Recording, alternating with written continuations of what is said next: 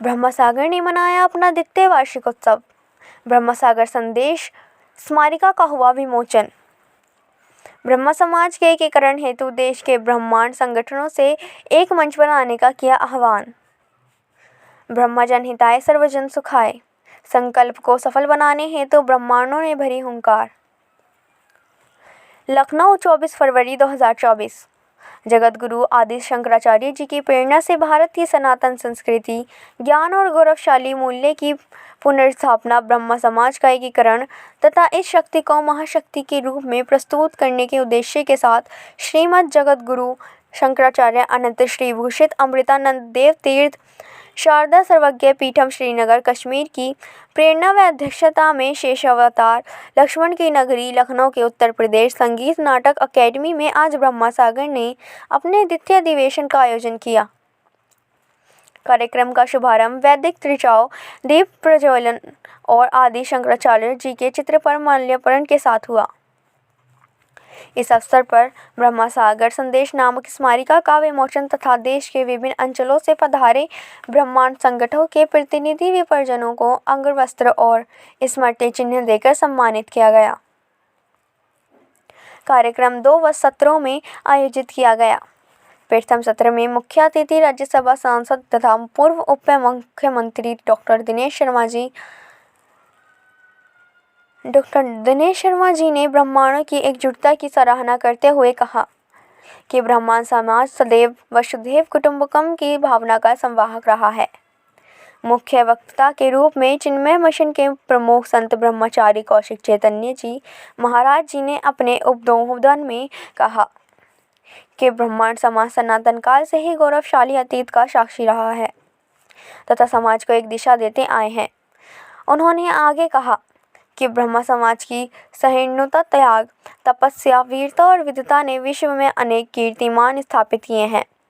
अब ज़रूरत है कि आने वाली पीढ़ी को जगाकर पुण्य सनातन संस्कृति, इस गौरवशाली अतीत और स्वर्णिम भविष्य के संकल्प को आत्मसात कर भारत को पुण्य विश्व गुरु और सोने की चिड़िया बनाने में योगदान दें। आज का यह मंथन इस ओर बढ़ने की ओर सराहनीय पहल है।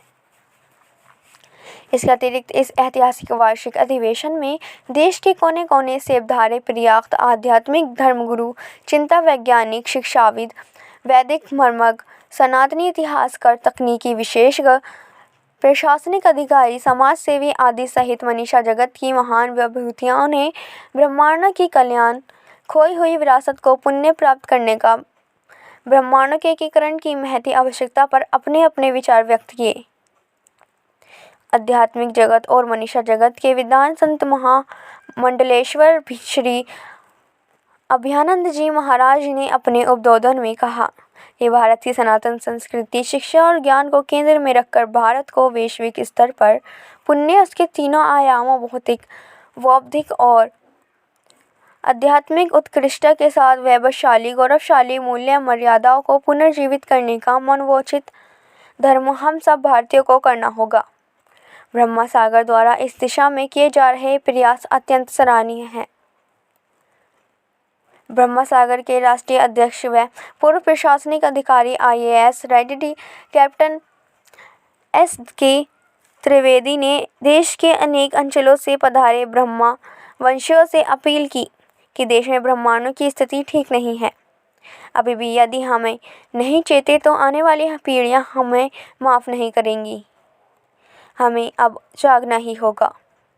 सारे भेद भुलाकर ब्रह्म समाज का एकीकरण तथा इस शक्ति को महाशक्ति के रूप में प्रस्तुत करने के उद्देश्य के साथ एक मंच पर आना होगा।